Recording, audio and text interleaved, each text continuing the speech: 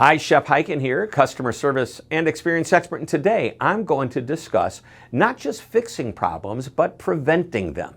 So recently, I had the privilege of being a keynote speaker on customer experience at a company's quarterly event. Following the speech, the CEO shared an insight into their approach to customer service and experience, comparing it to a medical emergency room. He said, "Our response to customer complaints and issues is akin to triage. We effectively diagnose the problems, yet find ourselves treating similar cases repeatedly and sending them to an emergency room, never addressing the underlying issues." Now, triage is an interesting word. It's a medical term, but I wanted to better understand the definition. So I did what most people do. I Googled the word, and here are two definitions from Merriam-Webster. Number one, the sorting and allocating treatment to patients, especially battle and disaster victims, according to a system of priorities designed to maximize the number of survivors.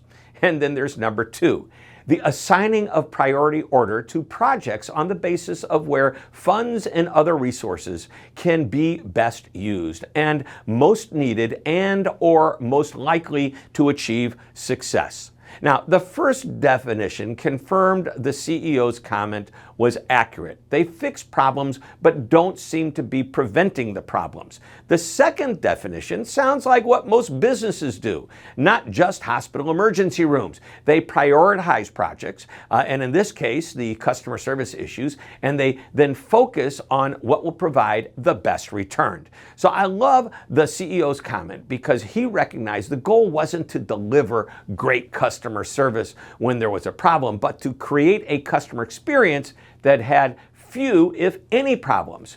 Put another way, it's one thing to fix the problem, it's another thing to understand why there's a problem and create a preventative solution or system that eliminates or at least mitigates the problem from happening in the future.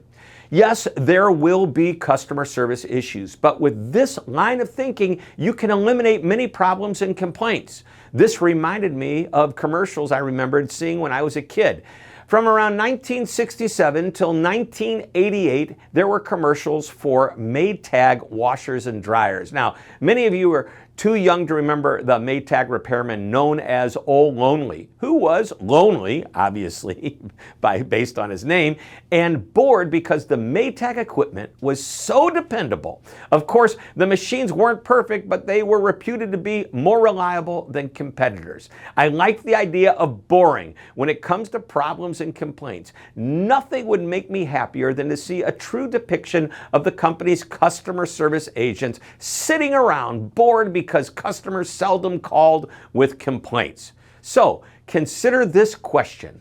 Would you rather be the company known for solving problems when they happen, or the company that doesn't have problems? Well, I hope you enjoyed this short lesson. Thank you so much for tuning in. This is Shep Hyken reminding you to always be amazing.